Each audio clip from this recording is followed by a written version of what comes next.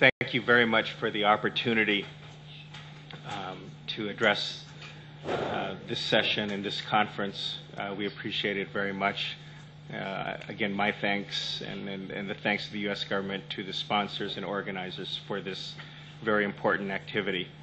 Let me make just 4 very brief points. The first, to state something that's very, very obvious, which is fair and free elections are the essential underpinning of any democratic state, and the United States is fully committed to supporting free and fair elections in Albania. This concept is key. It is very fundamental to strengthening and consolidating democracy in Albania and to strengthening Albania's bid for membership in the European Union. The second point is that in our view, the existing election code provides a strong foundation. At the same time, it was quite clear from the local election in 2011, from the parliamentary election in 2009, that some shortcomings exist, that some gaps are in existence as well. This is not unusual and not uncommon given the relative youth of Albania's democracy. Nonetheless, it's important to address these forthrightly. The OSCE ODIHR recommendations provide expert guidance and best practices developed in other countries that can help you in Albania to address some of these points in the election code.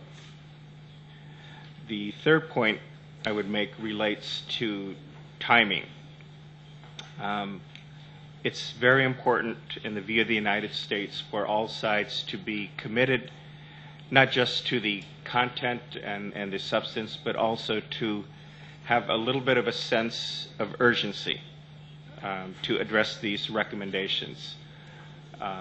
If I could be very, very candid and very blunt, I think it's important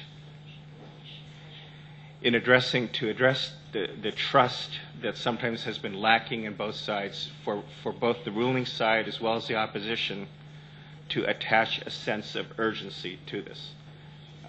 It's important not to do anything to sabotage the conduct of the 2013 parliamentary elections.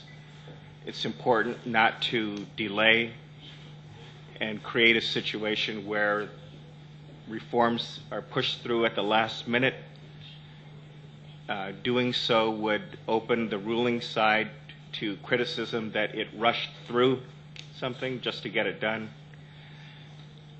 Delay would also give a voice to those who would criticize the opposition for stalling, for blocking, for not doing their best to see these reforms enacted. So it's really important for both sides, because in the end, the electoral reform, the conduct of the election 2013, it's not something that belongs to the ruling camp. It's not something that belongs to the opposition camp. It's something that belongs to the people of Albania.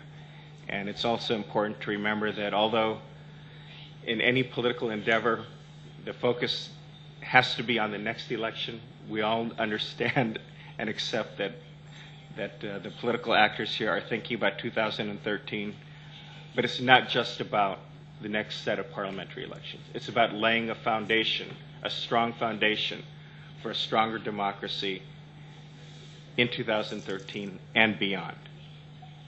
And the last point I would make is just to underscore that this is a critical moment. The conduct in which all sides carry out this process of reform will clearly have a direct impact on Albania's progress report that comes out of Brussels. It's important for all sides to focus on constructive engagement and to be willing to compromise for the larger good and to achieve larger goals.